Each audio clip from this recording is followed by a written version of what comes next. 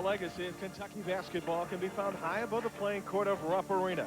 The Commonwealth knows championships. The man who set UK apart, the Baron, Adolph Rupp, who established greatness and maintained it. Penn State under Jerry Dunn aspires to start a winning tradition of its own.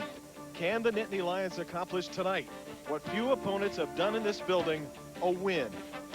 Coming up next, it's Penn State and Kentucky from Lexington on ESPN+.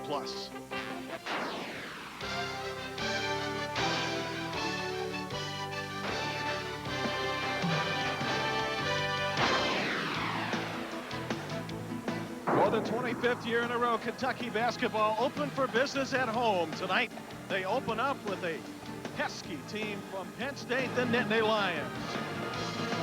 What a great atmosphere for college basketball. Jim Barber along with Frank Gardenia. Only 35 teams have won games in this arena since 1975. I think a lot is expected of me, and I think rightfully so. You know, I've been here 3 years, and I expect probably more out of myself than anyone else. But as far as numbers are concerned, they always take care of themselves. I do look forward to the fact that there's a lot on my shoulders, and I 100% enjoy it, and I'll just love every minute of it. But one thing could be a factor, that's his health. Crispin's been bothered by a stomach virus. He did not do much today at the shoot-around today. Just didn't feel well, couldn't do much, but you get a feeling he's a great competitor. When the lights go up and the ball's tipped, he'll be ready to play. Smith trying to set a pick for Crispin, who blows past Smith and lays it in. Nicely done, Joe Crispin.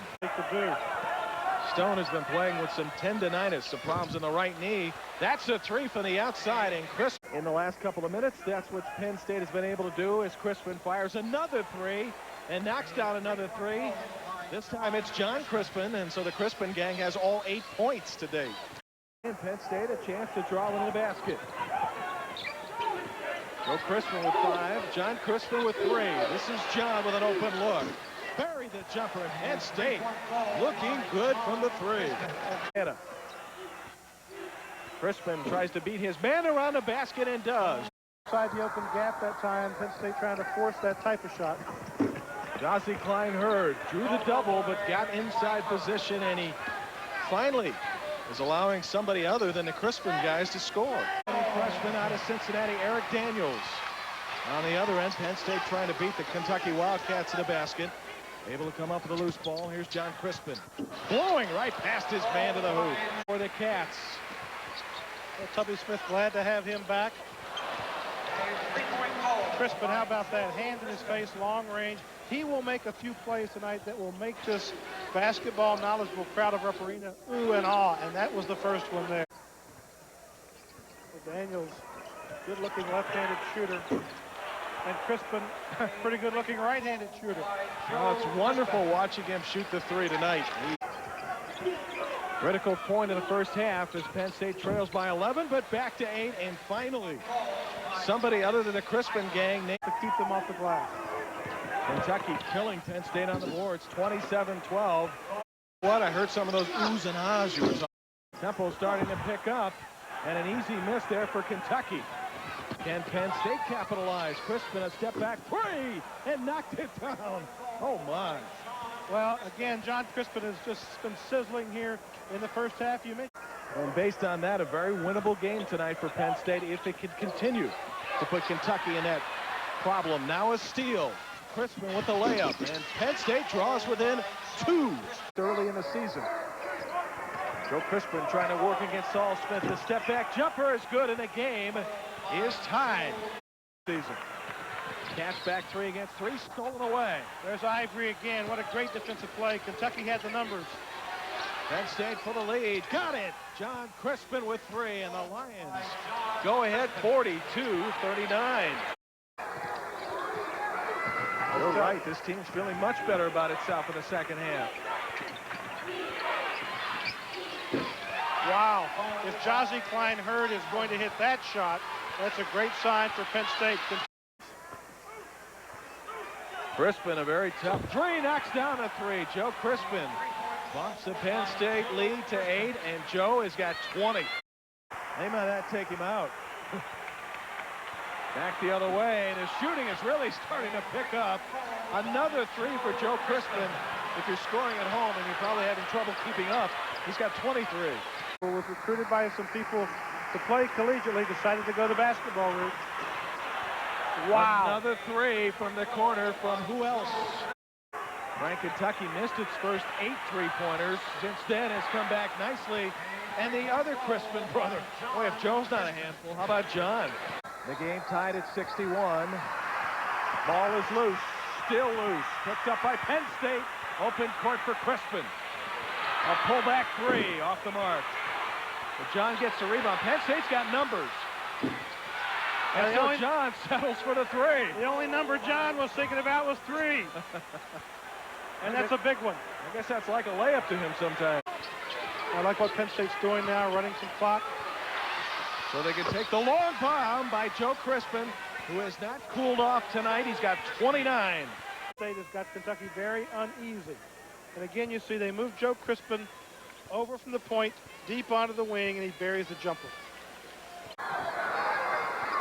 Foul situation, 5 team fouls, Kentucky, 4 for Penn State. Penn State, obviously the better free throw shooting team. If we get to free throws making a difference. Ivory penetrating, Ivory scoring. Titus Ivory, nice move. Ball in the hands of the best free throw shooter on the court, Joe Crispin. Crispin, you see, waving everyone off. He wants some room. But 12 on the shot clock. This is a huge possession for Penn State. Crispin goes against Smith. Scores! He lives for plays like that and moments like that. Biggest basket of the game. Joe Crispin lives for deciding shots. We saw it in the consolation game in the NIT last year at NC State, and we see it here at Kentucky. He dreams about moments like that. He's been dreaming about that one all his life, and what a big basket by Crispin. We mentioned earlier how this Penn State bench has been reacting from the moment this game started. And the feeling as the game went on is that maybe right now Penn State's the better team than Kentucky. Well, they've had great leadership tonight. They've kept their poise. They've played very well. This is not a fluke. I mean, Penn State's played extremely well. And look at the numbers by the Crispins, 55 points. The brothers have come in here to the Bluegrass State and made quite a name for themselves. They put on a great show. Levens can shoot the three, but he's hawked by Crispin. 15 seconds left in the game. Cats need a 3 to tie. Bogans blocked. Picked up by John Crispin, and with 9.9 seconds left, Penn State may be a free throw away from winning it. Big time defensive play by Cline-Heard. That's big. That is very big. That many times. But he hits both. He's got 25. And Kentucky needs a miracle. Estill fires up a 3. 1.2 seconds left. And Penn will be a great win for these Nittany Lions. As we mentioned, they serve a little notice coming in here tonight. And this game is over. Penn State celebrates in midcourt. And Jerry Dunn's Nittany Lions, down by 11 at one point, Frank came back. One of the biggest wins in Penn State history, Jim, no question about it. Great non-conference road win here at a storied, against a storied program like Kentucky. What a big win. Well, that's it from Rupp Arena in Lexington, Kentucky. Our final score, Penn State 73, Kentucky 68. A big win for Jerry Dunn and the Lions, who are now 2-0, and the Wildcats fall to 1-3. A reminder, our next televised game Saturday, December 2nd, 2 o'clock Eastern, as the Nittany Lions face Pennsylvania. Hope you enjoyed it. We did. For Frank Gardenia, this is Jim Barber saying so long from Lexington, Kentucky.